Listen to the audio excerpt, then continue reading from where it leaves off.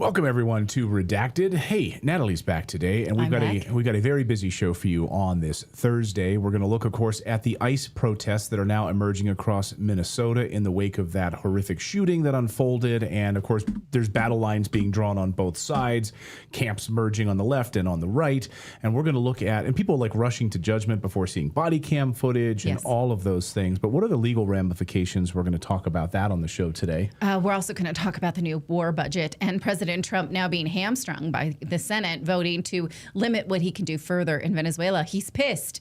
He says, hey, all presidents wage war. War Powers Act is unconstitutional. It's kind of scary when your president says that. So we're going to talk all about that. Yeah, $1.5 trillion budget, which is what he's asking for. And clearly, even as Tucker Carlson pointed out, war is coming. Like the president knows something, of course, and that's why we're ramping up this enormous war budget. We're also going to talk about the food pyramid today.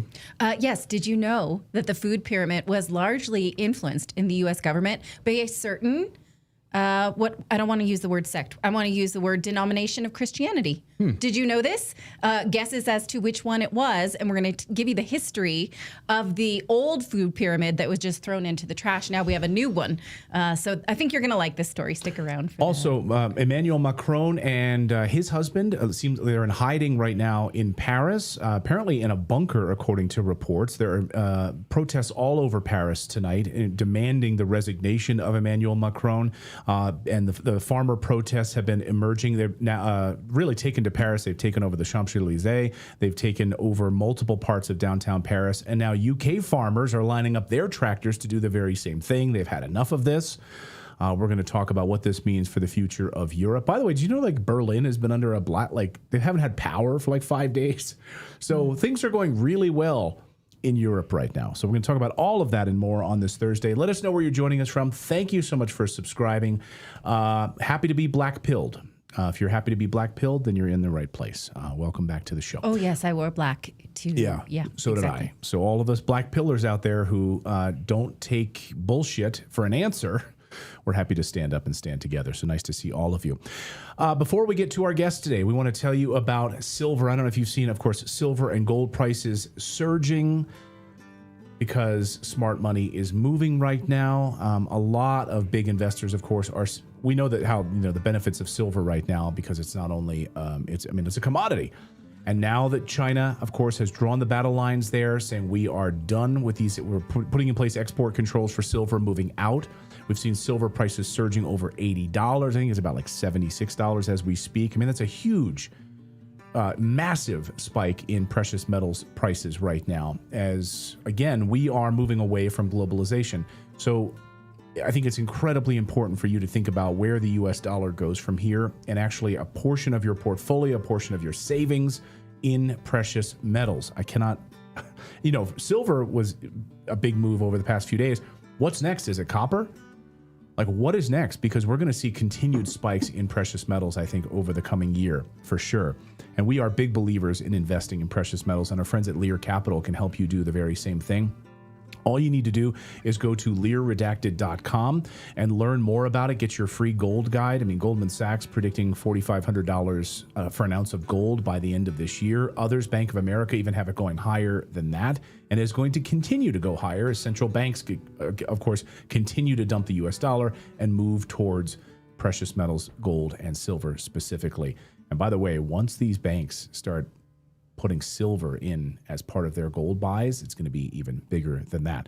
I want you to give them a call as well. If you give them a call, 1-800-613-3557 to get your free investor's guide. Just get on the phone with them and have a conversation about how you can start investing and have it sent right to your house, stored in your gun vault if you want, or stored offsite at a protected facility. But at least start having a conversation, moving your money out of U.S. dollars and into something that has survived for 5,000 years. Go to learredacted.com or call them 1-800-613-3557 for your free guide today. All right. The ICE shooting of a woman has people protesting across the country. The shooting happened in Minneapolis, and people are incredibly emotional about it, as you may have seen online. Now, here's where people agree, is that a woman named Renee Good was allegedly protesting ICE raids with her partner when agents ordered her out of the vehicle, and instead of complying, she attempted to drive away. An ICE agent fires at close range, and she dies later from those gunshots. From there, the narrative split instantly. On the right, their claims are that she was resisting law enforcement and he was threatened, and that's why he had to respond accordingly. The left says there was no immediate threat, and they portray her as a legal observer who was just documenting the raid. President Trump made a statement saying that he had viewed the clip, and his view was aligned with the right, you would imagine. The whole "I viewed the clip" thing really raised my spidey sense. That's weird. You would think that a president has more available than just what we see online. Go ahead, David. Well, I just wanted to point out, it's not just the left that's saying that. A lot on the right are in agreement with a lot of the left. Yes, I am pointing out the partisan divides right now. But you're right. There is sort of a dogpiling on the right of anyone who doesn't say this. And we should discuss that, too. Our opinion is that our opinion won't matter. We learned from George Floyd we should not run our mouth before we have all the facts. We have two videos from two angles. The ICE officers most likely have body cams. There are many people filming, so we should have more. And this needs to go to trial, quite clearly. So instead of screaming an opinion, we're going to let Lionel from the Lionel Nation YouTube channel do the screaming. He's better at that. And he has an educated opinion because he is a former prosecutor and a litigator. He can bring in on what's allowed and what's not. So, Lionel, are you ready?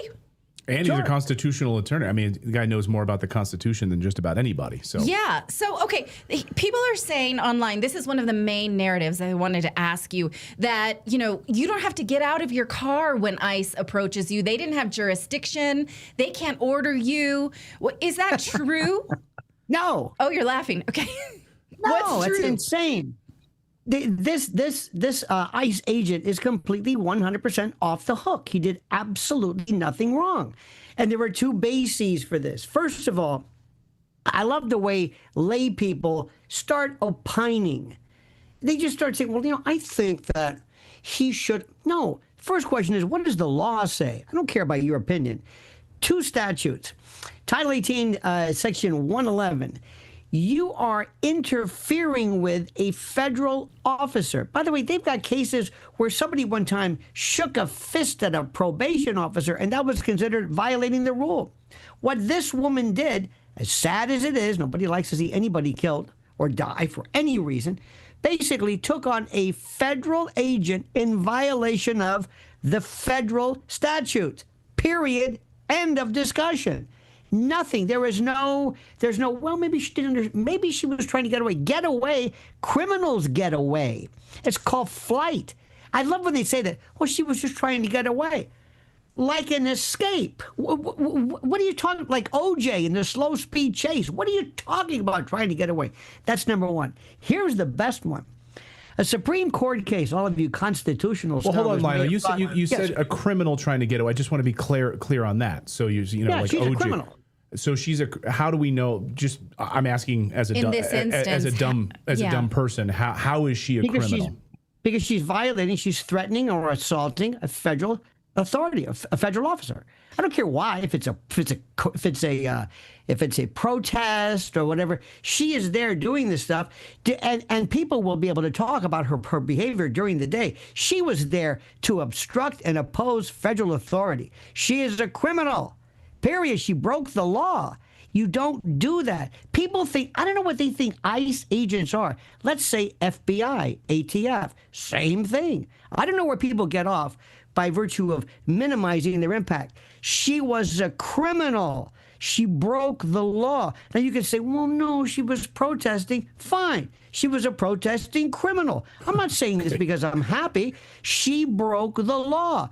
And let me tell you, too, if you go up to anybody, a federal officer in particular, anybody in the entire gamut of the federal family of officers, and you obstruct, oppose, threaten, you don't even have to touch them. Now, you can talk about the angles. Enjoy yourself with these Zapruder angle film. It doesn't matter. It doesn't matter. But here's the best one. This is the best law. Tennessee against Gardner, Supreme Court case, 1985. A federal officer or police officer can use deadly force to stop somebody who was in the middle of or is in the process of committing a violent felony and is about to go off and do what? Where was she going to go next with her truck? Where was she going to go next? What was she doing? I love the way they're asking. Well, she wasn't clearly anything. So not only was it legal for them to use deadly force against her for attacking these officers, they could have used deadly force to stop her from advancing and posing a real threat to others. Now, let me explain something to you. And I don't mean to talk to you like that because you're my friends, but to the rest of the world, let me explain something to you. When I see these videos and they slow them down, Clayton, do you ever see these self-defense things on YouTube? Here's how you stop. Here's I can fight anybody if I can go like that, but Right. life's not like that. These 3 shots were like in a millisecond. And they said, why did he shoot so much? Why Yes, didn't he excessive just- force. That's Yes. what people are saying. It better be excessive. You have to use deadly force. You have to empty. I'm surprised he only did that. But anyway, so on 2 separate occasions, the law clearly is in favor or benefits this officer or supports this ICE agent. They are not going to be charged by the federal government. They are not going to be charged by the DOJ. And Minnesota is not going to do it either. And if they try to, the federal government will come in and remove the case. This ain't George Floyd. This is not somebody with that, and we can argue that, with a neck, the leg on the neck. This was absolutely tragic. This is a lesson. If you get anywhere near an ICE officer, an armed officer who tells you to stop, and you are in a deadly missile, and you're driving away, that officer does not have the ability to say, is she merely trying to get away? Am I scaring her? No, it doesn't matter.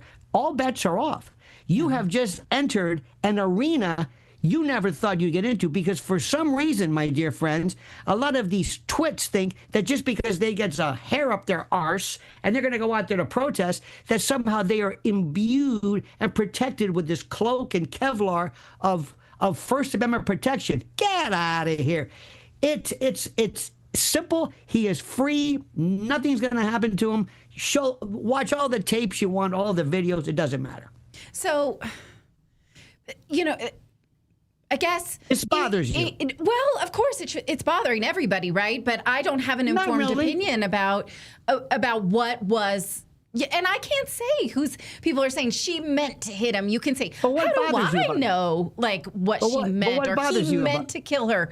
No, nobody knows someone else's intentions. That's impossible bothers unless you you're a about it? psychic. What bothers you? Well, was there any other way to not have killed her? I guess was that. I mean, Yeah, but for her not to go there. Yeah, absolutely. Right. When you enter the fray, if Clayton and I decide to rob a bank, and I go in there and I say, all right, give me the money, and all of a sudden somebody shoots Clayton, the bank guard, they charge me with felony murder. Was that necessary? Who cares? I'm putting myself in this world right now. Once you walk into it, get ready. Pick the hill you want to die on, because you don't know what's going to happen. Let me explain this, not to you, my dear friends, but to the rest of these stupid people out there. If you're driving, you say, hey, let's go where those heavily armed ICE agents are. Right off the bat, okay, are you sure about that? Are you sure? Yes, because we're upset with this, because apparently okay, fine, terrific. Some protests terrific, are great. First Amendment, all you want. But with a truck, Well, sorry. and we're learning also Right. she's not from there, from Colorado. So like driving there with the intention of going and seeking out ICE agents in order to disrupt their operations. Right. Let's do a couple of things. I am an expert. My favorite thing, I love to watch YouTube videos of Karens getting arrested and pulled out of their car. That's one of Lionel's hobbies. That's one of my favorite hobbies as well. You and I should have a Karen party and watch them. You and I can do it. We'll have a drinking game. Let me see your supervisor. I'm traveling. I'm not driving. All that sovereign citizen. Oh, I love that stuff. But anyway, here's the difference. Let's say little Natalie's driving her home, and all of a sudden she's pulled over, and it's a country road somewhere in Colorado. She's by herself. And when the officer goes back to his car to go, Natalie takes off. And the police officer goes after her, pulls her over, and shoots her. No. That's no. She drove away, but there was no threat. That's kind of, Natalie, what I think you're talking about, which didn't exist here.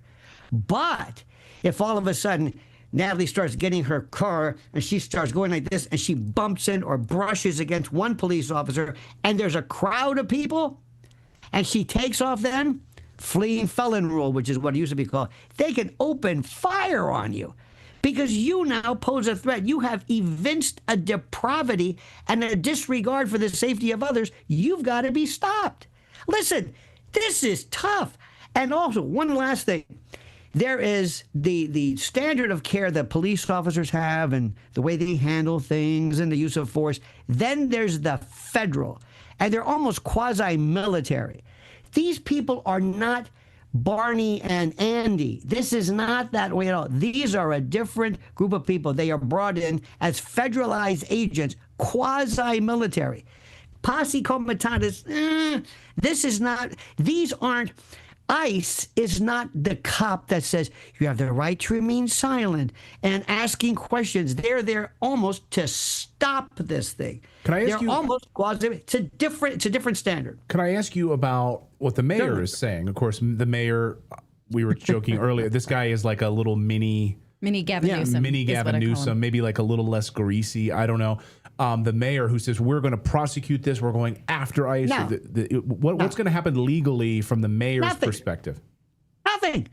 This is the supremacy cause. You can't prosecute them. No, this isn't George Floyd. This isn't any of this. This was a different story.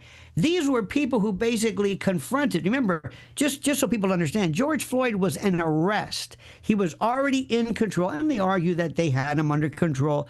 This was a woman, I'm going to say, ladies and gentlemen of the jury, she aimed her car, her truck, and she went right after these officers. Don't give me this, you're trying to get away. No, you're trying to run them over. And then there's two, if you like these videos, there's one taken from the front where this police officer, this ICE agent, I should say, was clearly hit. Clearly. I just want to follow up on that point. Well, because that's really the crux of it, right? Either she was trying to hit them or she was trying to get away. In either of those cases, does it matter? no, because she assaulted them. That assault is basically an attempted battery. She can threaten. She obstructed. She opposed. She put herself, she insinuated herself in the middle of a federal law enforcement operation. Let's say there's speaking of a bank robbery, the FBI is there taking somebody into custody.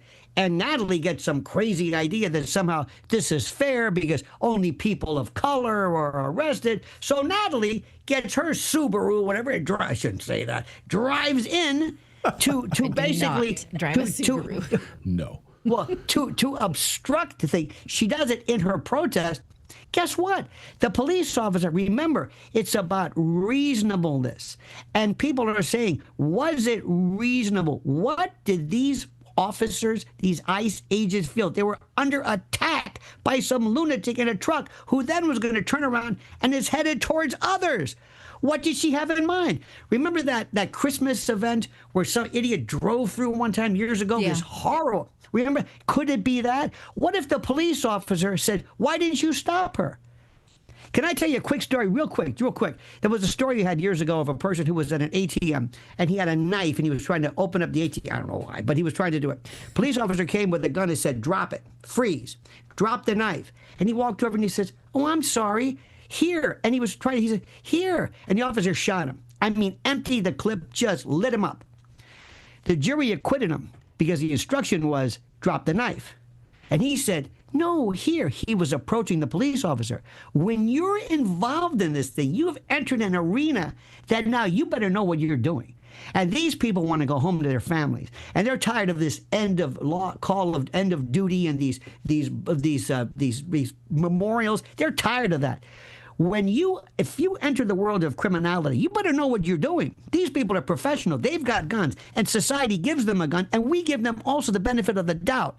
We're not going to paralyze them. We're not going to have some police officer wonder, should I not shoot? What if I'm prosecuted? What if I'm sued? No, you don't have time to think that. That officer was a hero, and he was protecting us. And the next idiot who thinks they're going to be what? The next, whoever this woman, and it's sad. And you notice how they said she was a mother. She moved. She wrote poetry. She read to the blind. Who cares? Who cares? It's like remember Trayvon, whatever his name is, Trayvon Martin. Williams. Yeah. Or remember that when they showed a picture of him as a kindergartner? They're doing this because this stupid left-wing, I don't know what this is, this demented idea that the police are always wrong and the criminals always have another point of view that we have to alter. Give me a break.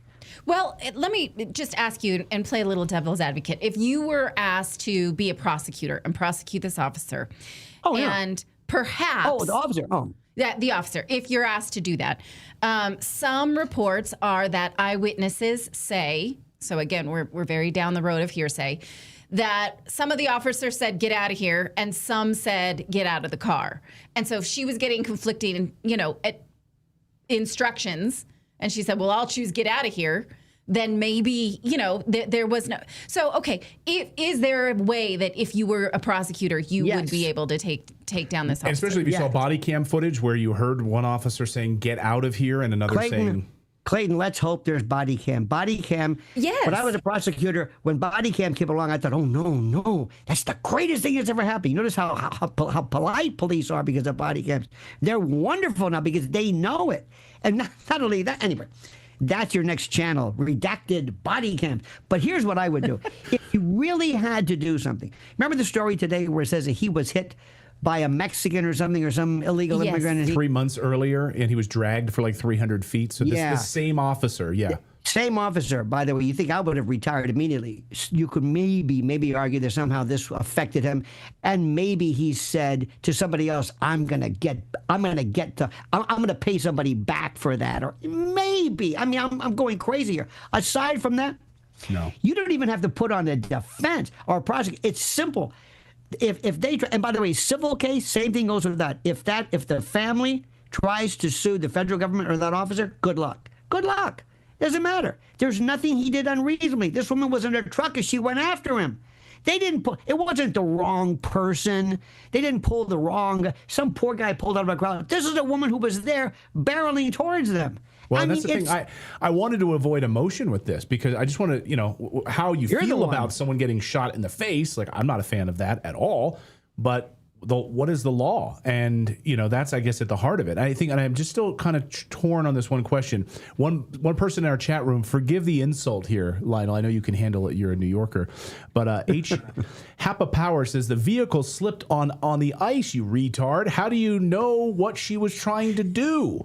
So what? That's what happens when you're in your SUV, you moron, and you decide that you're going to go out to obstruct, and it's icy. You might find yourself in the position of not being able to stop. You might find yourself in the position of giving the incorrect impression that you're trying to hit a police officer. Oh well, those are the breaks. You Bocean, you nitwit, you twit. Let me tell you something, you inane stupex. This is this idiocy. You try going out there for one day and do what they do. And let me tell you something, you'd have to wear 4 layers of Depends because you'd soil yourself repeatedly. All these armchair quarterbacks who sit back and say, yes, but perhaps he could have wounded her. Maybe he could have winged her in the leg. Oh, give me a break. Shut up. That's all right. Okay. So, anyone else who's upset about this, you can be as upset as you want. The law, you say, is clear. And if you want to protest ICE, go ahead and do that. Don't use a car. Don't use any other weapons. And don't protest ICE on ice. I like exactly. that. I like that. Lionel, great to see you. Happy Thank New you. Year. Happy New Year Happy to New you. Year. Thank you for this perspective. And you did your job, which is you made a lot of people happy in the chat room, and you pissed off a lot of people in the chat room. That's, The truth hurts. That's Thank you, people friends. can't handle the truth. Thank you, Lionel. Great to see you. Happy New Year. All the best. Thank you. I sir. mean, look, this is clearly not a funny story. It's not funny at all. But what I think, watching this, you think, okay, maybe people are clearly getting the law wrong and they're going to get themselves hurt if they continue to say things that are false. ICE does have the authority to stop you. Don't drive towards them with your car. Maybe the other,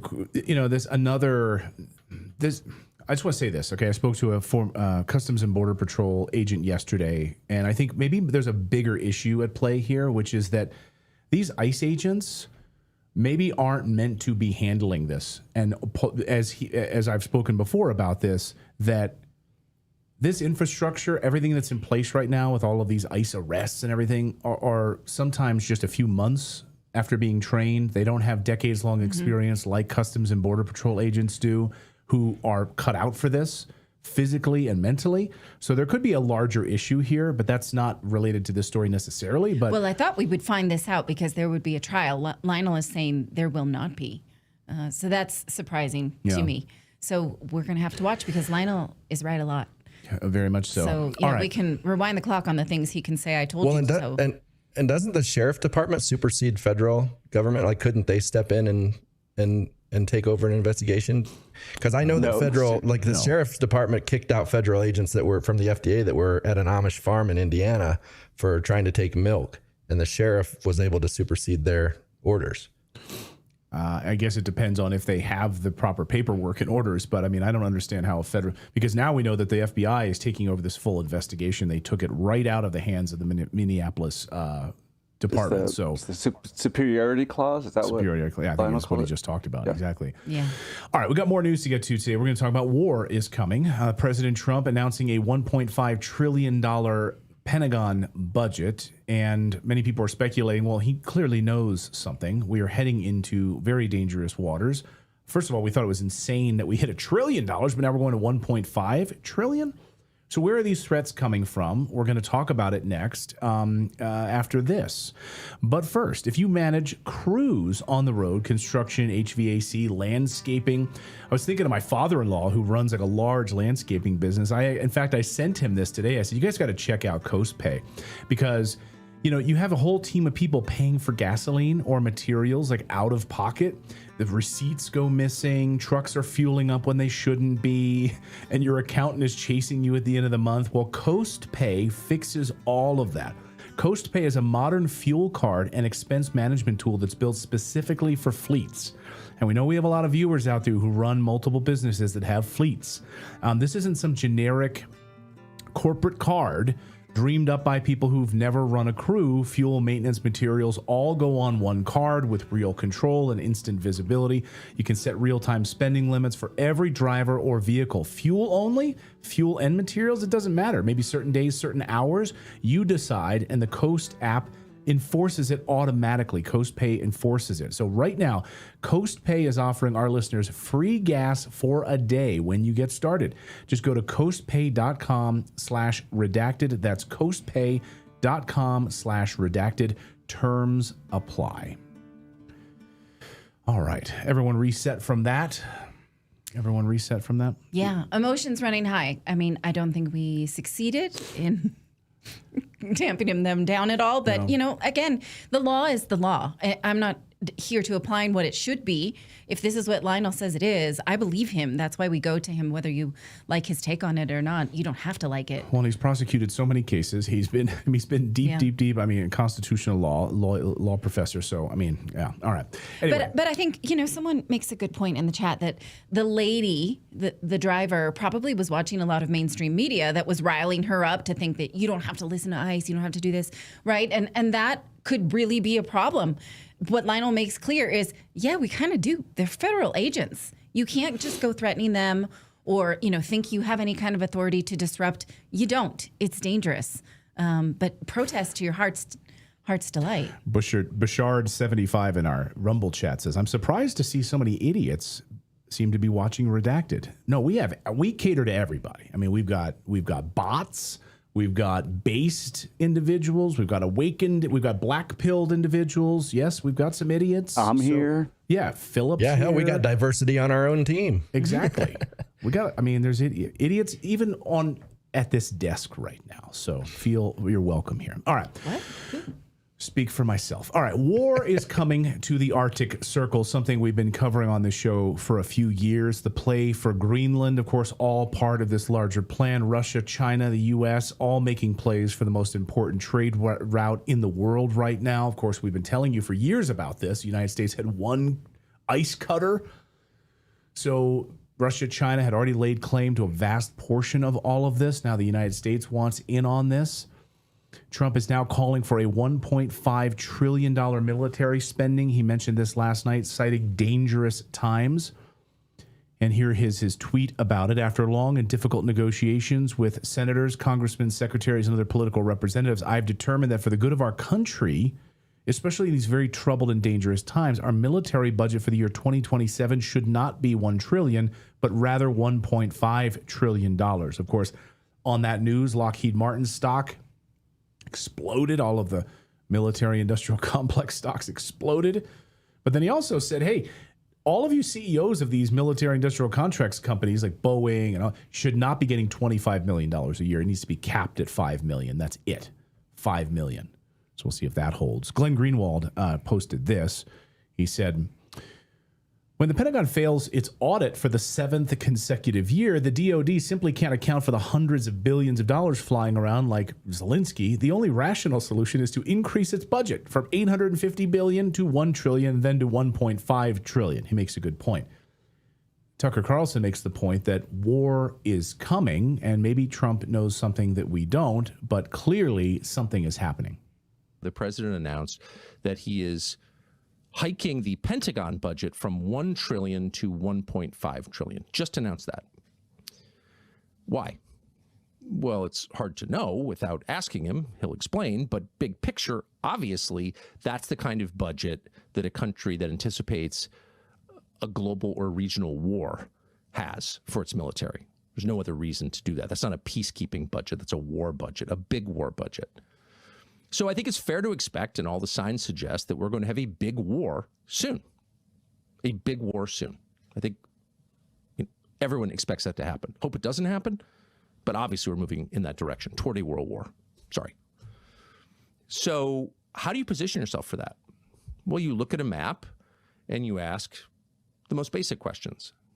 What areas do I want to control? Where are the trade routes? Who's got the resources? Exactly.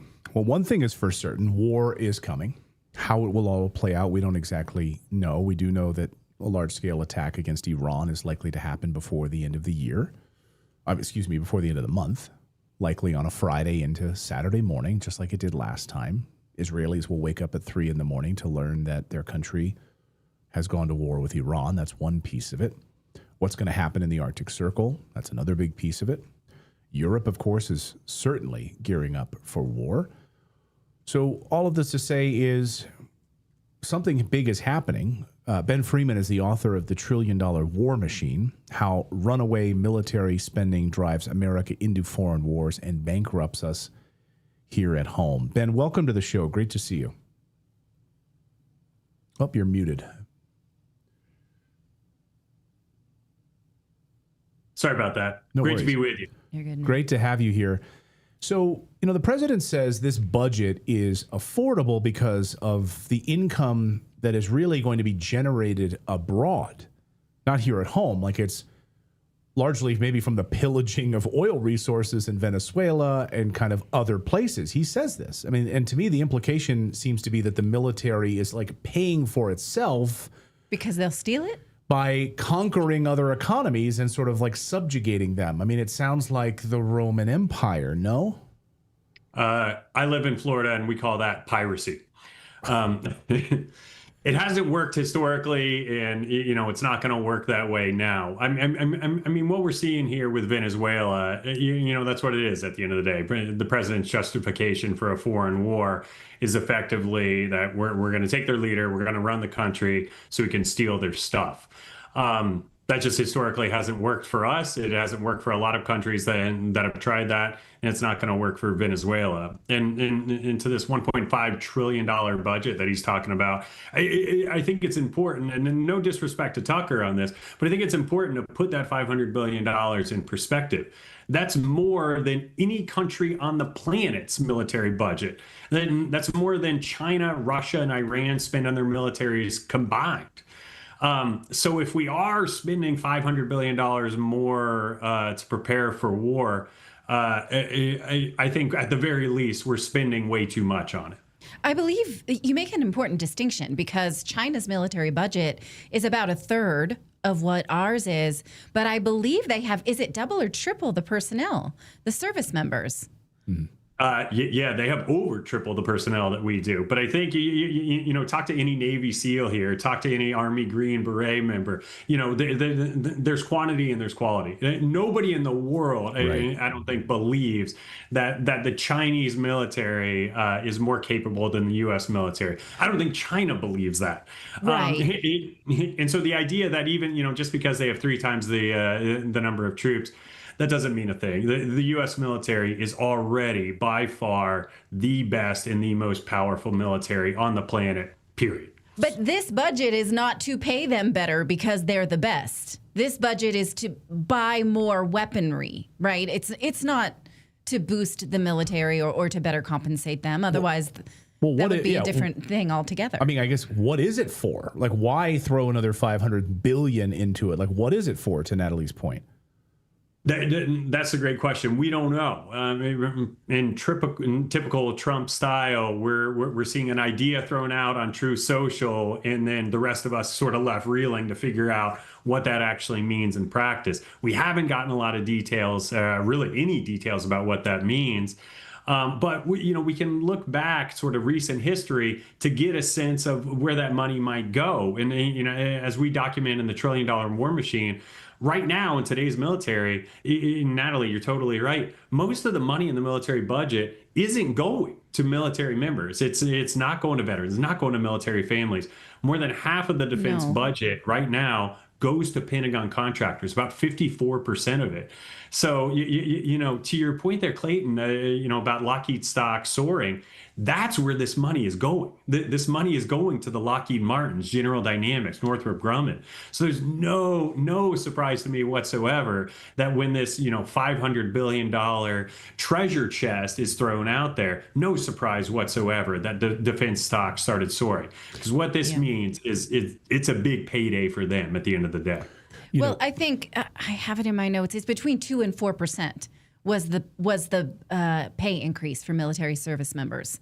So that does not account for another $500 billion by any stretch. No stretch of the imagination whatsoever. And if you look at our current $1 trillion budget too, and you think about what that does for military families, right now there's a stunning fact that 1 in 4 military families is facing food insecurity. 1 in 4. And this is at the same time, we have $1 trillion Pentagon budget. And as Clayton mentioned, some of these executives at Pentagon contractors are getting paid 10, 20. We documented a guy making $80 million a year. And most of the revenue for these companies is coming from the U.S. government, which yet it can't feed military families enough to keep food on the table for their families. I mean, and so when you're talking about adding $500 billion to that, it's just a tragedy what we're doing already with wasteful spending in the military. This is only going to put gasoline on that fire. I just don't understand. Amen Pass the Ammo in our chat room says 50-year mortgages and another 250 years at war. I don't think so. I mean, I just don't see. To me, if you read like Jared Diamond's Collapse, I mean, or you study the Roman Empire and you're gobbling up these other proxies and taking over different economies, and you're continuing to just feed the military industrial complex, the snake eating its own tail, and you're really just lining the pockets of, Lockheed Martin and Boeing and Honeywell and all of these other defense contractors. You're forcing us into wars in order to justify the cost of this, right? So these perpetual wars will never end. 100%. Clayton, I cannot agree more. This system, when you have a military industrial complex, when you have $1 trillion budget, forget about a $1.5 trillion budget. When you have that much money on the line, you have to have wars to justify it. Right. If you do not have wars, if the world doesn't look scary, then people like the folks in your chat, they start to ask questions, and they start to ask things like, well, instead of that 500 billion going to fight wars, well, what if that helped me with the housing market? What if that helped with healthcare? I have a 1-year-old and a 3-year-old, so I'm like, we're spending just a stupid amount of money on childcare. It's like, what if we got some help for that? If the world doesn't look scary, then you start asking those tough questions. People start having those trade-offs. So they have to sell us a scary world. I was going to say, General Wesley Clark said, if you're a hammer, every problem has to look like a nail. Exactly right. Right.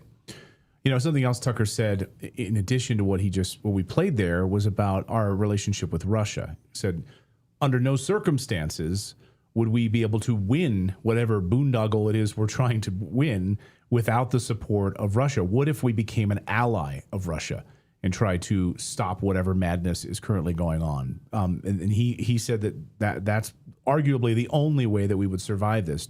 I'm not asking you to be a military strategist here, but what do you think about that? I would frankly love if we could have more cordial, better diplomatic relations with Russia. For too long, the temperature in the room when it comes to U.S.-Russia relations has just been nothing but hostile. And, I honestly thought it was a breath of fresh air when Trump came in and said, I'm going to talk to Putin. We're going to have open dialogue. There's no reason, there's no justification for the U.S. to look at Russia as being a natural enemy. It's the old song, why can't we be friends? And we can't here. I think, we can resolve the Ukraine conflict. We can help to resolve other conflicts together. There's no reason the U.S. should not have better diplomatic engagement with Russia. So, I think on that point, I'm definitely in agreement with Tucker.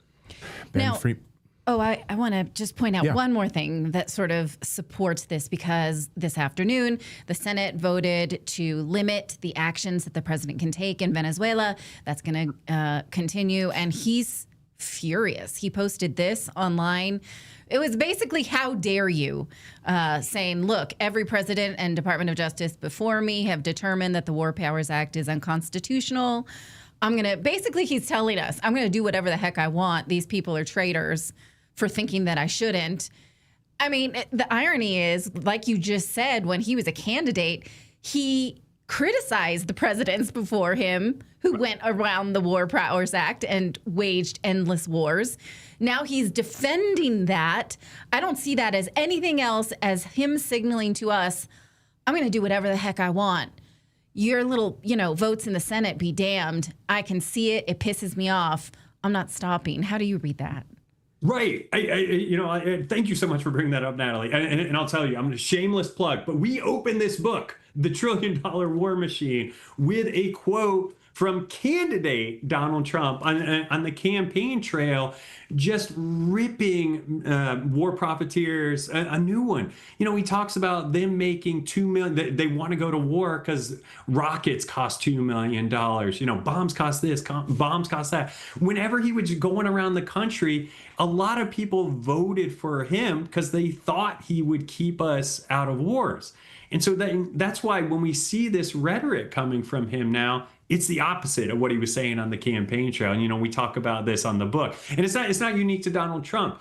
Every president we've had, they campaign on peace, they become president, and they go to war. And it's not a partisan issue either. Go back to President Obama. President Obama is given the Nobel Peace Prize, and then he oversees the surge in Iraq and Afghanistan, the two highest years of military spending that we had prior to this one since World War II. So regardless of what party it is, they're going to tell you one thing on the campaign trail. When they get into office, they suddenly become war hawks. Trump is just the latest example of it. Ugh. Yeah. They're told something as soon as they get in there.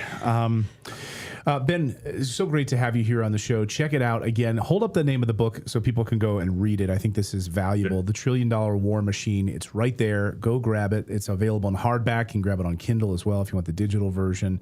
And I think you also have an audiobook version, don't you? Or you work? It's everywhere. Everywhere books are sold. Grab your copy now. Ben, great to see you. Thank you so much for joining us. Thank you, guys. Take care. Appreciate it. All right. Well, coming up, we're going to talk about France. Macron in hiding from protesting farmers. What's that all about? And the new food pyramid. What's the deal with the old food pyramid? I asked at the beginning of the show, can you guess which Christian denomination influenced the old food pyramid? I'm going to tell you that story. Also, one commenter said, why did I giggle about Subarus? I have nothing against Subarus whatsoever. I am loyal to Volvo. For me, it's Volvo or bust. That's all I have to say about that. So that was not a dig on Subaru owners whatsoever. But it's just the funny memes that, of course, that are online. That there's a lot of funny, like earthy and crunchy types or whatever, the Subaru types. I guess I it's suppose. Like the Subaru Outback is like one of the most popular cars in Portland. And I was at IKEA one time, and they came over the thing and said there's a blue Subaru in the parking lot with its lights on, and everybody in the store just laughed. Yeah. Okay. All right. Coming up, we're going to talk about France. We're going to talk about the protests there and Macron in hiding, and the UK now. Farmer protests also starting to unfold. We're going to talk with Professor Werner about that in a few moments. But first, we want to tell you about our friends at Brightcore Nutrition, and specifically their kimchi product. Because did you know, of course you do, that our world is full of toxins. Every day we're exposed to more chemicals sprayed in the skies, in our food, in our water, in our air, from pesticides, heavy metal, to hormone disruptors, synthetic additives. There's toxins bombarding us constantly. But your gut can help you fight back if you fortify it. Now, most of us know that kimchi is a fantastic way to fortify your gut, but not everyone likes to eat it, like Philip. That's why Kimchi One from Brightcore Nutrition is available. It contains over 900 strains of beneficial probiotics that help flush toxins, restore gut balance, and support your immune system. When your gut is strong, you can be strong and your body can resist. You'll feel the difference, better metabolism, better energy, your hair, skin, all of that. This isn't just hype. Studies show that fermented foods like kimchi can reduce the risk of obesity, improve your blood sugar, and support whole body wellness. So check them out. You can get 25% off your order if you use the code redacted by going to mybrightcore.com/redacted. Or for the best deals, you can call them at 888-404-6312. You'll get up to 50% off, free shipping, and even a free bottle of vitamin D3 with your order. So once again, the number there is on your screen, 888-404-6312, or go to mybrightcore.com/redacted. Well, reports this morning in Europe say that French President Emmanuel Macron, along with his husband, is in hiding in a bunker in Paris right now. Why? Well, thousands of French farmers have brought Paris to a standstill, taking over the heart of the nation's capital. Of course, police are arresting farmers. As you can see here, they've thousands of tractors at the Champs-Élysées. Here is arrests happening, of course. And now there are incredible amounts of demand for Macron to resign. As you can see here, watch.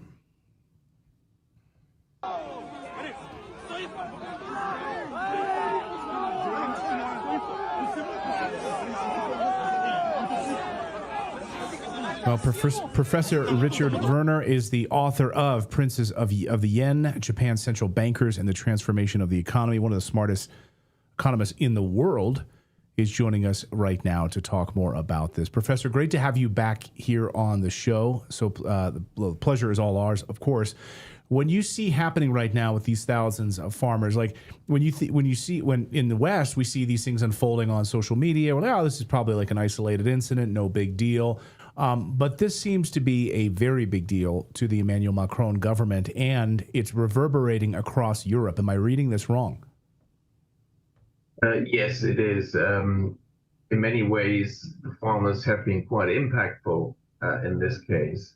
And it looks like, at least partly, the Macron government has given in and has stated that they will now vote against the proposed international trade deal between the EU and Mercosur, the four Latin American countries, Argentina, Brazil, Uruguay, Paraguay. I mean, this trade deal has been in the pipeline for a quarter century, really, but it's come to a head. Ursula von der Leyen, the Commissar, the president of the European Commission, which has essentially dictatorial powers over the EU. That's just the governance structure that they created. Has signed this a while back, and now it needs to be passed by a majority vote. They've got this new qualified majority voting system. So one country like France blocking it is not going to stop it. And that seems to be where we are, that there's a sort of proportionality by population. And it seems to be that the case that enough countries and with enough people are backing it, including Germany, Spain, and so France opposing it, Macron saying, okay, I'm going to back the farmers now on this one. Seems to be too little too late. But we have to see, because it's not a given what will happen at that vote. And obviously if the farmers, and that's why the farmers are still fighting here, if they can make their voice heard in the media in Europe, there's a chance it may either be postponed or modified again. Why are they against this? What is this about? Well, it's a free trade agreement. And of course, these Latin American countries, Brazil is very large, Argentina, very large agricultural sector. The fear is that the agricultural products from there will undercut European farmers and essentially drive them out of business. And so they don't want this deal. There's some particular clauses in there at the moment, namely, should this agreement result in European prices falling by more than 8%, then governments can step in and do something and sort of slightly, put this on hold.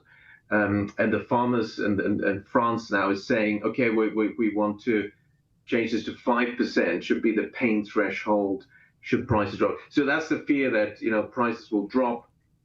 And of course, farmers don't really have huge profit margins as it is. And then various costs, very high energy costs in particular, and various, government, EU, burdens on farmers have been stepped up dramatically in the last 15 years under, climate and various other excuses. So they are quite squeezed, and you can see why they're doing this. And of course, you can say, well, but free trade is good, and we should allow the cheap products to come in. Farming is very essential. And if a country or a region doesn't have, autarkic supplies from their own sources, then of course you are at risk of being blackmailed, or just, essentially if there's an embargo, if there's disruption in trade, or may it be due to various other things, whether some environmental problem, climate catastrophe, well, right. Let's say some realistic one like volcano eruption or war. And if you don't have your own farmers anymore, then you're in dire straits. So I think it makes sense to actually treat your farmers well. Imagine that, and not have their entire herds culled. I mean, that's what we saw, happening, of course, in the Netherlands. We had a tax issue, of course, in Germany with their farmers, but across the Netherlands, across Denmark, and now with the French, of course, one of the pieces of this was having their cow herds culled because of lumpy skin disease. That's a piece of this as well. We saw it happening in Canada as well, killing ostrich farms, and they're going after multiple farms now. And they're centralizing this control. They really don't want them to have cows. They really don't want them to have this farmland like we saw in the Netherlands.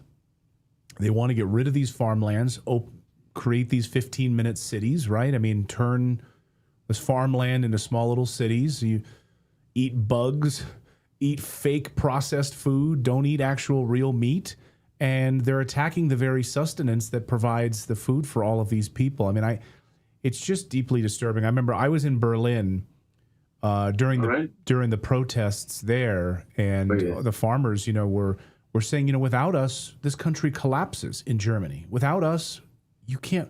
We provide food for our regions, our counties. They rely on the butchers, all of these people. Without our meat, without our food, without our chickens, Germany would collapse. Exactly. And of course, and that's true. And it's a truth that the leadership knows. And that's where you really start to wonder, potentially that is the aim. I mean, a lot of the policies taken in Europe, Germany particularly, but EU in general, have been so self-destructive on every count, and so obviously self-destructive, that it's very hard to just say, oh, we didn't know, we didn't expect this to be this bad. I mean, Germany, the economy is collapsing, is really in dire straits. Other European economies are not much better. And so, this all adds up to really policy-imposed, self-imposed disaster upon disaster. And of course, farming really goes to the basics. If you can't feed your people. We just had the news yesterday that an elderly lady in Germany died because the heating was, it's pretty cold now, snow, minus temperatures, and there was a blackout of 30,000 households in Berlin. You mentioned you were in Berlin. Why was that? Because some climate and what is it, Antifa radical activists had actually blasted some electric supply grid in Berlin. So it was essentially a terrorist attack. But also the Berlin government didn't do anything about it. Foreign migrants that were in various places, they were taken care of, but locals, they just were left to freeze to death, like this lady. So when Germany has a record of when people blow up their things, whether it's a Nord Stream pipeline or a power grid that wreaks havoc on 45,000 people, 45,000 homes, and people are without power for 5 days in Berlin. Germany doesn't do anything about it. Of course, they also shut down their own nuclear power plants as well, exactly. So it's not surprising. Precisely, as you say. So these are things that authorities have allowed to happen or have actually actively supported these destructive policies. And it goes across, the economy, energy, and food supply is a key pillar. And we see the same thing. So it is a very concerning pattern, and it's definitely time for Europeans and others, just to actually take notice and say, well, we have to stop this because, when leadership and governments do not protect their people and the basics, and of course there's the whole other issue of borders, lack of border protection. I mean, it just goes on. Then the governments are not actually legitimate, and something has to be done. Policies have to be changed because things will continue to deteriorate at the moment. That's where we are at the moment. What about in the UK? I mentioned off the top, of course, the UK yes. also lining up now tractors in solidarity with the French. You see the Canadian farmers, or they really led the charge, of course, on the trucker convoy. They said, we stand with you. Where do you think things go next? Yes. Well, first on the UK, of course, they also have their indigenous issue, the farmers, and that is, it's the same across the EU. They're being attacked essentially by their own government, and then each government has their own nuance on how they're going to make them suffer. In the UK, it's actually another version of the Dutch expropriation policy via really high inheritance tax. Now, that's an old trick. Governments have used this in many countries throughout history. If a government wants to own something that is privately owned, it can always suddenly impose huge taxes, and then you have to hand over whatever it is. There's been done, whether, Russia's done this with some foreign, gas companies, but, the West has done it, and the UK is now doing it to their own farmers. So because farmland, land prices are in general quite high in the UK, but, farmers aren't rich. They have to live off the land and work the land. But when they die and they own the land, the inheritance tax is going to be raised so much they have to sell the land. It's gone. And that's pretty evil. A lot of people are really against that, not just the farmers, but it looks like they're going ahead. So the farmers, of course, have an axe to grind. They were also out today protesting in Oxford. And it's very understandable. But unfortunately, and I think, people should show their opinion and express their opinion and their resistance against this. But perhaps we need a bit more of that, because they're just steamrolling ahead with all these destructive policies. I'll get you out of here on this, Professor. How bad is it in Europe? I mean, it's one thing to be kind of hyperbolic about it. You see blackouts across Germany into a recession, factories closing. You see Friedrich Merz saying we're going to conscript young men to go to war against Russia. You're seeing this, of course, with these insane leaders right now across Europe. It's one thing to be a little hyperbolic and say it's really bad in Europe, but is it really bad in Europe? The economic statistics are dire. They're really dire. Germany is in the third year of economic contraction. That's the data. And that's the first time since 1933 that there's been such a long recession, 3 years consecutively of contracting GDP, the national income shrinking year after year. And that's despite the government turning around and saying, okay, we're going to have huge government spending on military, which is basically quite wasteful spending. And so that's pretty bad. The number of bankruptcies is at multi-decade highs. But other countries don't look much better. France doesn't look great. Austria doesn't look great. And of course, on top of that, we have the pending problem of below the surface trouble in the banking system, because the ECB have been engineering this big asset bubble in the property markets. The usual trick, they did this first in Ireland, Portugal, Spain, and Greece in the periphery, and now after that they did it in Germany.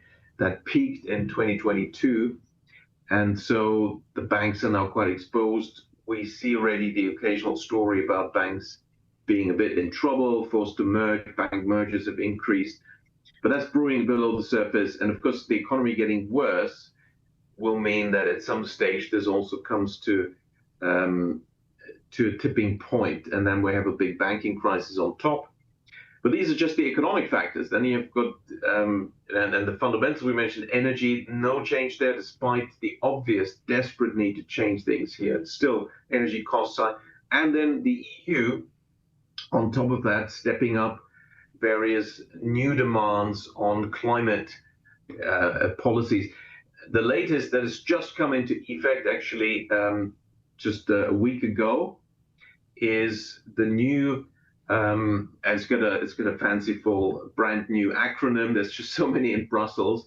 It's essentially a CO2 tax on imports, but it's structured in such a cumbersome fashion. The document is 3,000 pages, but every firm in Europe, in the EU, has to read this document, because Europe used to be a very open international place. So a lot of companies, of course, are importing things and exporting things all the time. That's really been the life flow in Europe. But now every company that imports has to check and make sure that the various brand new CO2 tariffs are being applied. And this is such a complex 1,600 page register of what is applied, how and when and where, for which type and component and product. And these small firms have to do that. So essentially you need now full-time staff looking into this. It's going to drive so many more companies out of business, as if we needed this. But it's just really symptomatic of how the EU continues to really hurt and damage the economy. So it is pretty bad. And then, of course, as you mentioned, I mean, we've got the war situation, and the Europeans being apparently, at least the leadership, being quite keen to continue this war. The population in all the countries, they don't want war. Nobody wants war. And so one could really seize this opportunity with President Trump saying, okay, let's end this. Europe could help. And that definitely would make a difference to actually come to an agreement and end this war, and governments could focus on turning around their really bad economies.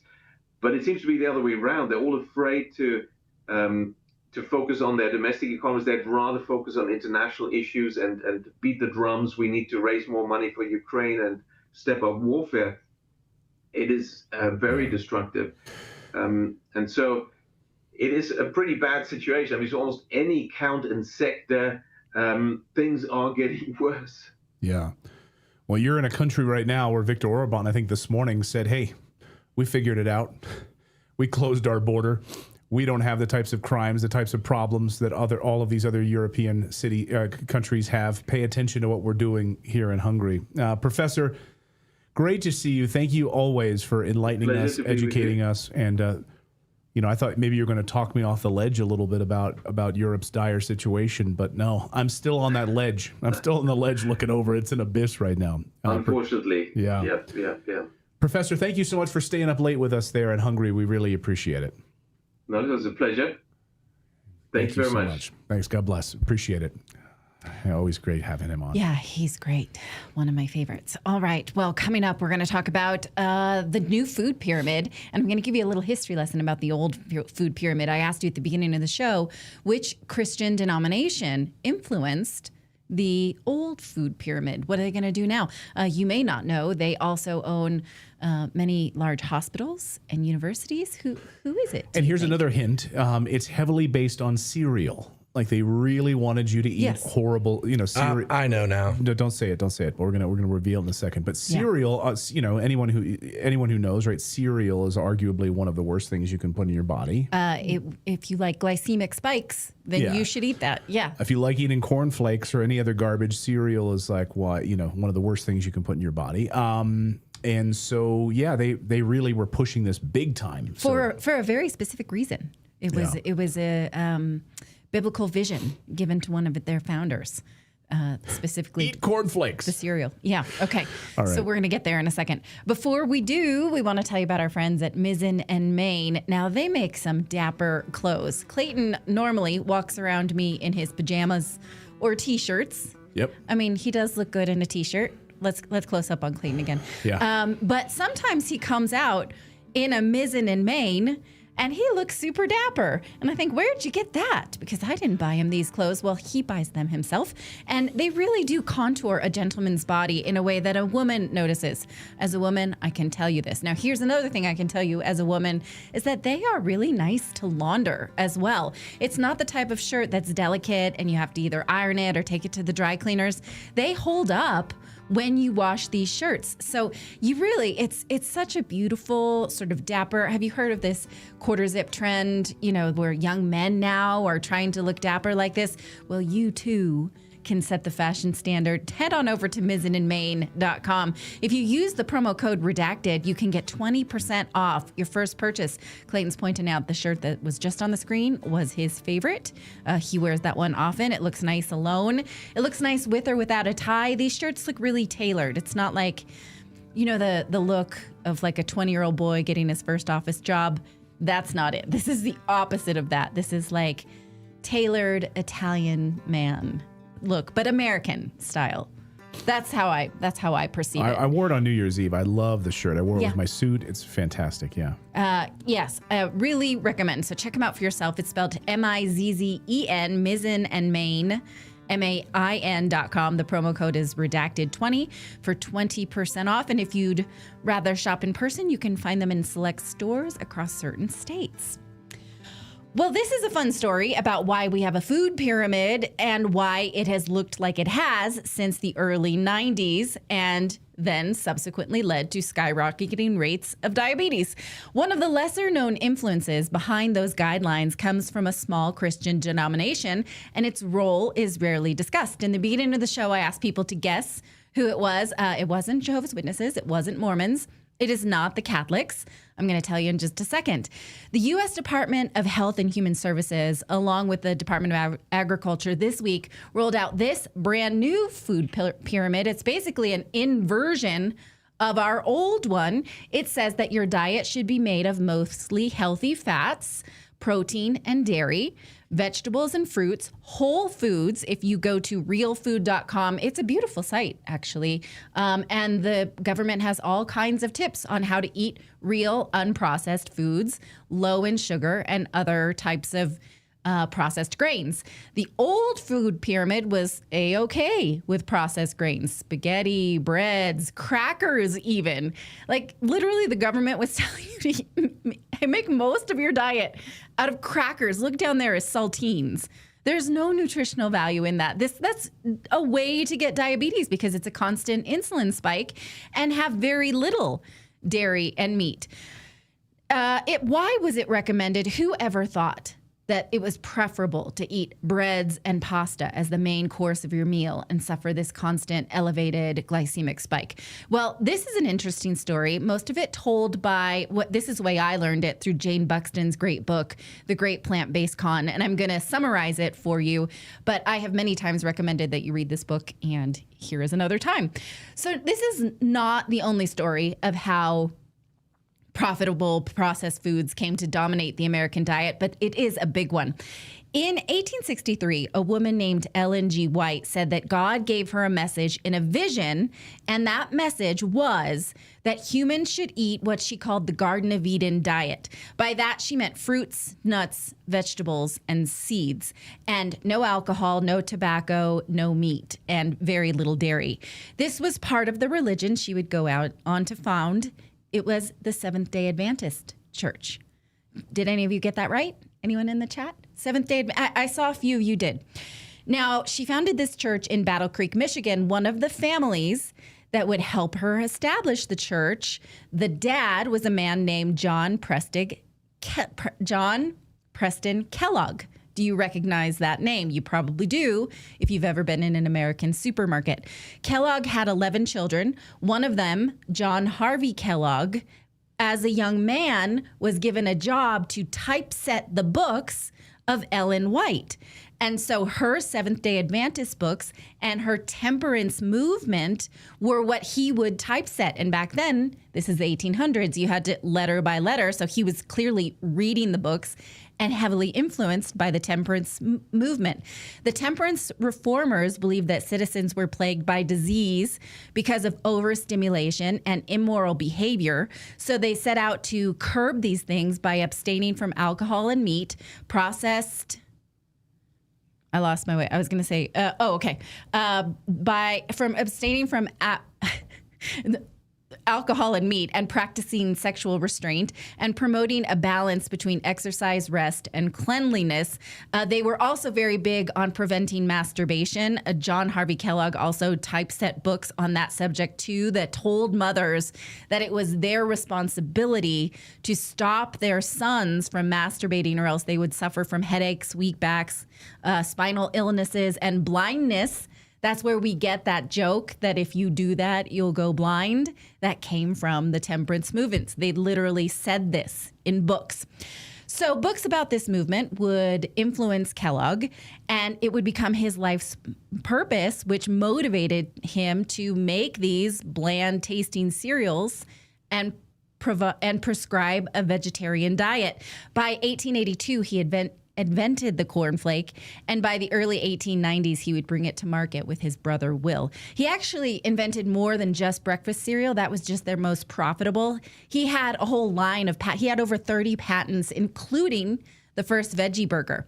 Now, the question is, Americans at the time were not eating this. Why would they choose to? Why would you want to eat this instead of bacon and eggs that they were eating? Well, a lot of that is because of the Seventh-day Adventists. They had secured appointments within dietary organizations in the government for decades. One of them was Lena Cooper. She was a protege of Kellogg and his wife. The Kellogg's had a cooking school, and their students went on to develop nursing schools focused on nutrition. Cooper graduated from one of those and went on to establish the American Dietetic Association. She served as on the staff of the Surgeon General, and she created the Department of Dietetics at the National Institute of Health. There are many other Seventh-day Adventists who would then continue to influence the plant-based diet, like this guy, Harry Miller. He was also a Seventh-day Adventist and a missionary in China. That's how he came up with the idea of soy milk. Did you know that came from a Chinese missionary, or an American missionary in China? Now, this influence continues all the way through until in 1988, the American Dietary Association issued a formal acceptance of vegetarianism. Of the 9 reviewers on that board, 8 of them were vegetarians, 5 were Seventh-day Adventists. The other 3 were vegetarians but not religiously associated, and 1 was not a vegetarian, but he was funded by Coca-Cola. And then we get this, 4 years later, the original USDA food pyramid in 1992.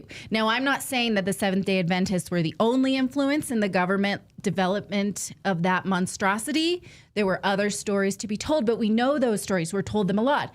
The sugar lobby, the soda lobby, the seed lobby, who benefited from that? We know those stories. This one, I feel like most of us really don't. Like, what about you boys? Did you guys know this about Kellogg's? Yes, I mean, I took yes. a nutrition class in college, Okay. specifically. I watched a documentary. A documentary. Okay. All right. So this is something that maybe some of you know, but some of you might not. Now, did you also know, though, that the Seventh-day Adventists still own quite a few food brands, including Sanitarium, which is the largest cereal producer in Australia. They make Weetabix. You might have heard of this. Australians like to talk about Weetabix. They also make Vegemite. As in, he just smiled and gave me a Vegemite sandwich. That's what this is.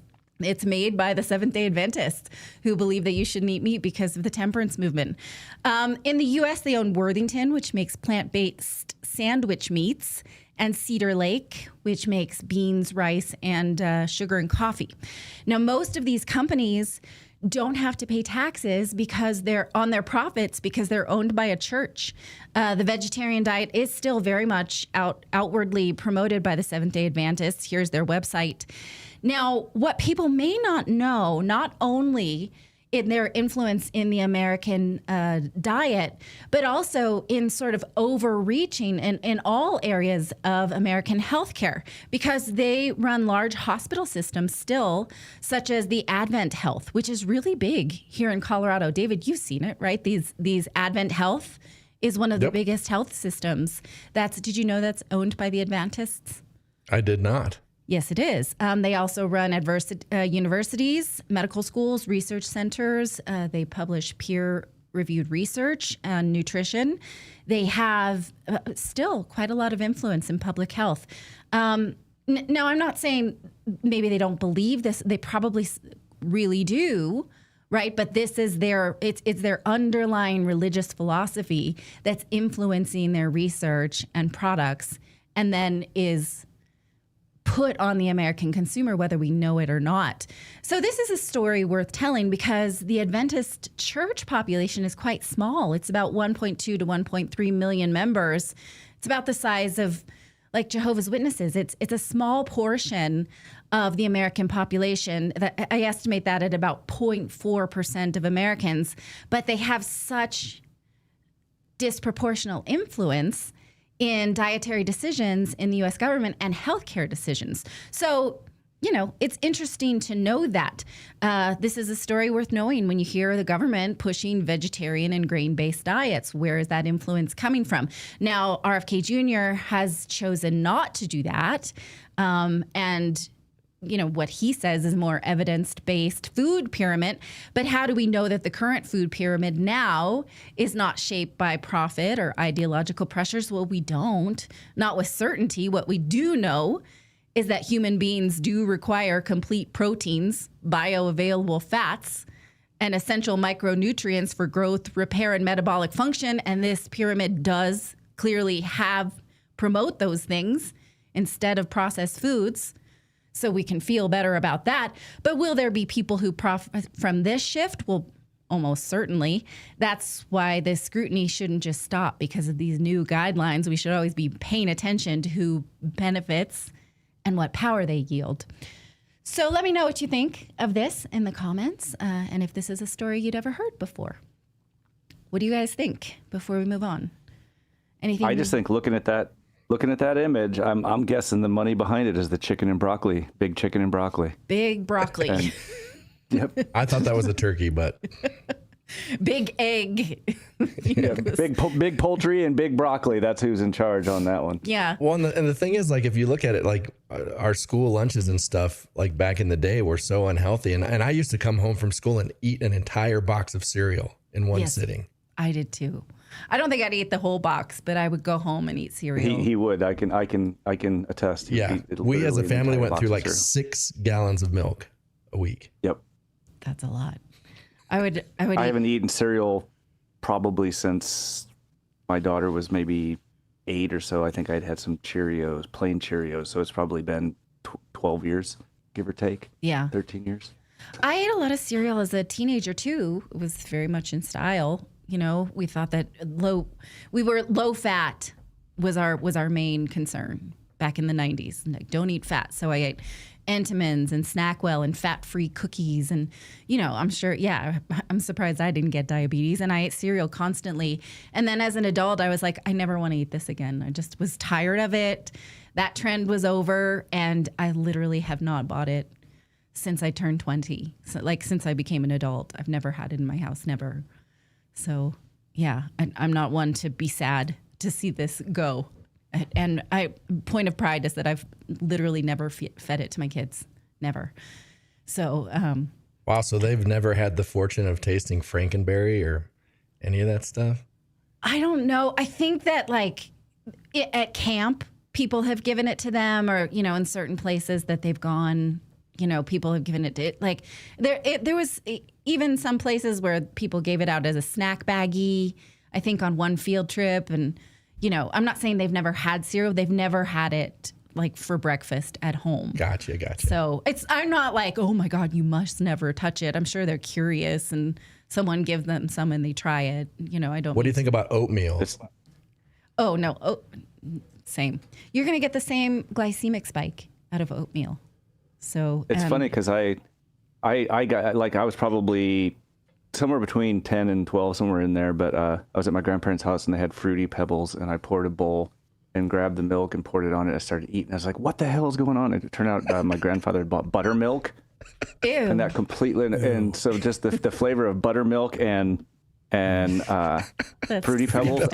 I still to this day cannot think about fruity cereal, like any kind of sweet. Like, the only cereal I could handle after that was just plain Cheerios.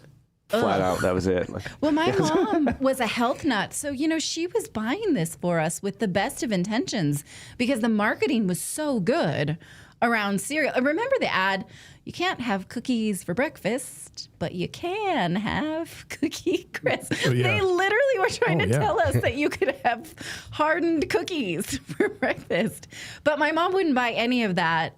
She would buy, like, Cracklin Oat Bran or Raisin Bran, and, you know, it was like, it's the boring stuff. Yeah, it was boring, but I still grape nuts. Someone in our chat saying you don't get the same glycemic spike from oatmeal that you do with cereal, but oatmeal is just awful for you anyway, right? And oat milk is even worse, right? Yeah, it leaches calcium from your bones. Yeah, I can send you all kinds of. Yeah, it's not great. I always want to, like, you know, if you're at a coffee shop or something and someone's like, yeah, I want to have this with oat milk. I'm always like, ugh, like, why did you do that to especially if you're like a 50-year-old woman? Like, you want to just give yourself osteoporosis while you're doing it. Yeah, mom. Yeah, when I'm sick, I love having oatmeal with whole milk. Whole milk, or like putting some of that brown sugar on top. The only way to eat like oatmeal where it actually doesn't taste like you're eating drywall is like to put like some brown sugar on it or something. Brown sugar, maple, and walnuts. That's what I like. I used to make a peanut butter bake with baked oatmeal with peanut butters. But terrible. I'm glad we're back though, with butter, with meat, with bacon. You know, it's just like finally. And did you see that study this week? I know Nicholas Holscher, doctor epidemiologist, he posted it this week about LDL and cholesterol. And I think it was an older study from 2021, but it kind of got buried, actually. People weren't talking about it. Why your cholesterol needs to be high. But of course, statins and all of the industry that relies on you believing that your cholesterol needs to be so low. Yes. The whole statin movement. Yes, indeed. You know? And I mean, you study hormones travel along your cholesterol is imperative for hormone regulation. And so if your body can make some, but you cannot get it from anything other than animal-based products. There's no supplement for it. The same thing with heme iron. There's so many, nutrients that you can get in more abundant qualities from eating meat products than plant products. Yeah, when are we going to start seeing cholesterol flakes on the shelf, right? Cholesterol flakes. Yeah. Right. Oatmeal. It's actually amazing because if you look at the science on oatmeal, people think, oh, it's good for fat loss. It's good for blood sugar control, heart health, lowering insulin. If you actually study the data, it does the exact opposite. Yeah. It works against you. It's actually the opposite of that. And there was a video by a doctor this week that was published about here's what oatmeal looks like in your veins or in your body. And it's just like it's a weird sludge. Oh, it's disgusting. Yeah, disgusting. Wow, the Quakers in the oat lobby must have been huge. Right. My dad, my dad's in his 70s now, and he's always trying to improve his health and was telling me about his diet. And I was like, well, he's like, I don't need any red meat, as if that was virtuous. And I'm like, no, it's not. So he was the recipient of a long email about this. And so I can't wait to gloat about the new food pyramid. Right, send it to him. Well, because he's still stuck in like that early 1980s paradigm that they were pushing, which is like, again, the cereals, no red meat, no butter, no eggs. Right. CFL he got a whole bulbs. separate email about salt. Yeah. He's like, salt is really bad for you. I'm like, based on what? Where do you know about that? Well, and I know it from a doctor. I've heard it places. Right. And we know how bad the vegan diet is for you as well. I mean, I know you're going to get some people coming after us, but like the science is in on it. They can try to obfuscate as much as they want with their own statistics or whatever, but the data is pretty overwhelming. But I think that this pyramid, at least, it leaves room. If you want to be a vegetarian, you can sort of cut out. Can we put it back up one more time? You can cut out the top corner if you don't want to eat animal products and still have plenty to eat if you want to be a vegetarian. But the problem is it's so hard to do it that way because you'd be starving. And so that's why vegans naturally eat so much carbs. It's really hard to do. You're missing out on a lot of protein. Like protein is very important. At the very least, pescatarian. Right. Yeah. And fat. You're right. Yeah. So anyhow, let us know what you think of that. Thank you for the chat. We're going to stay a little bit extra time to do our Rumble Premium. What do you want to No, someone's saying oats in your vein. Yeah, I didn't mean veins. Like, yeah. I was about to comment on that too. I was like, Clayton, you are doing that wrong, my guy. You are doing that wrong. You're not supposed to mainline oatmeal. Eat oatmeal. Or anything. I should have meant in your intestinal tract, but I'm sorry. But someone in the chat was joking and having fun. Says oats in your veins. Oats in your veins. No, that's not how it works, Earl. Thank you, Jake. Appreciate it, Jake. When I was pregnant with my second, I was like, we were eating pizza with hot sauce, and I was like, I can't get enough of this hot sauce. I want to put it in a syringe and just put it in my veins. I was like an addict. Like I literally thought, can I get it into my veins somehow? And then I was like, maybe I should take a pregnancy test. This is not normal. So there's a name for that. It's like pica, right? When you eat food wrong or you want to eat things that are not food, or you have like weird. Yeah. Typically, it's dirt. It's associated with pica. It's associated with eating dirt. Like pregnant women, for some reason, have a tendency to crave dirt. But it also encompasses other things. But yeah. Yeah, maybe that's what that was. So it's like, I need a syringe of hot sauce right now. So maybe you're pregnant if you want to eat your oatmeal that way. Could be. Yeah. That's why. Could be. All right. So we're going to talk to our Rumble Premium members for a bit. If you'd like to stick around. If you don't know what this is, if you'd like to join Rumble Premium, you can do so by joining going to rumble.com/premium. If you use the code redacted, you'll save 10% off. And then you'll be a real champion of free speech, because Rumble is a platform that does not censor. They do not demonetize or downrank or shadow ban. We are super proud to be members of to be creators for Rumble, and along with other voices that we respect, like Glenn Greenwald, who you just saw on the screen. Look at that. That's Look at that us. guy watching Redacted on his TV. And he's like, I like this. I'm learning something from that girl in the red glasses. So we like to thank our, and him too. What about me? They went to a close-up, to a single shot of me. Yeah, I'm not leaving you out. What was I saying? So yeah, we like to thank our Rumble Premium members by spending a little extra time with them after our last live show of the week on Thursdays. So if you'd like to join us, please do rumble.com/premium. If we're not going to see you there and you're a YouTuber, totally fine. We will have a live show for you again next Monday and content for you on the channel throughout the weekend. So stay tuned. Thank you so much for staying with us, for being patient. I took 2 sick days. That was a lot. I appreciate Clayton for taking the show solo, and we will both be back next week. Bye, everybody. All right. Hello to our Rumble Premium audience. Good to see all of you guys. Hey, David, by the way, can you play